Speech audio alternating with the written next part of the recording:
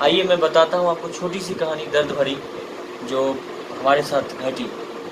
सबसे पहले मैं छठे क्लास में जब था तो हमारे पापा के साथ मैं देवघर जा रहा था। रास्ते में पापा ने कहा कि बैठे हुए थे तो हम कुछ गुनगुना रहे थे। पापा ने कहा कि कुछ गाओ बेटा, कुछ गाओ।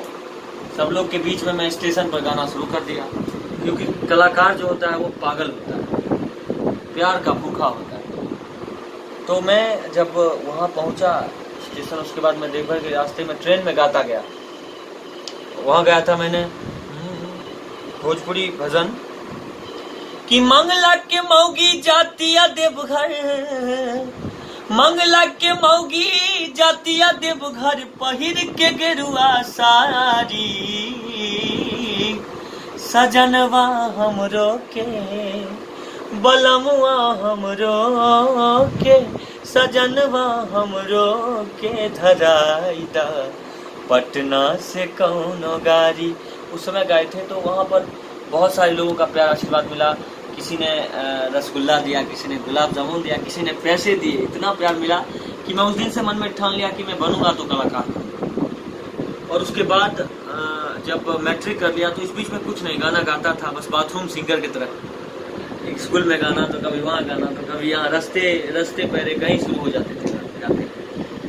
जुनून था, पागलपन था।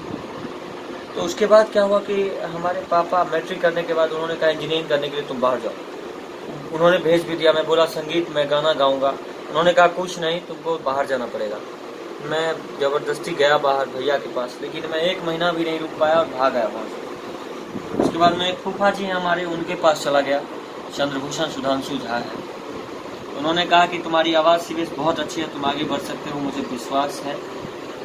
फिर भी मैं सोचा कि एल्बम कैसे बनाया जाए। उन्होंने कहा एल्बम से शुरुआत किया जाए।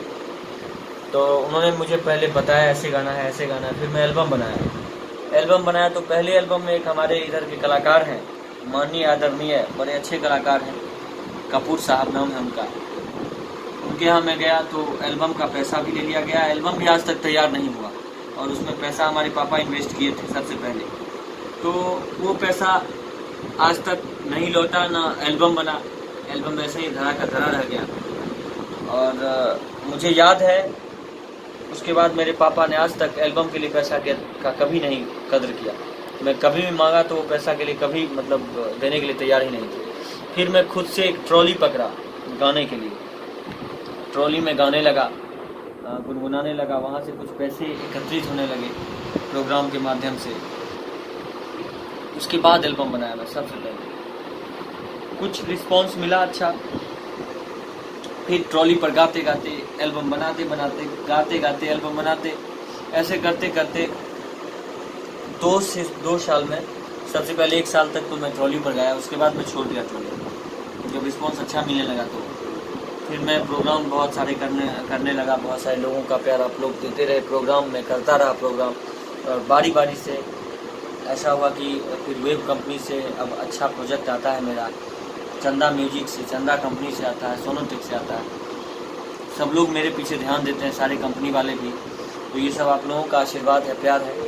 और उसके बाद पापा भी हमारे अब थोड़ी सी खुशी महसूस करते हैं, थोड़ी सी। अभी भी पूरी खुशी नहीं हुई है उनके लिए, लेकिन थोड़ी सी हुई है। और मैं इसी थोड़ी सी करते करते पूरी खुशी देने की कोशिश करूँगा। एक बेटे के लिए यही फर्ज होता है कि अपने बाप का नाम सबसे पहले रोशन करें।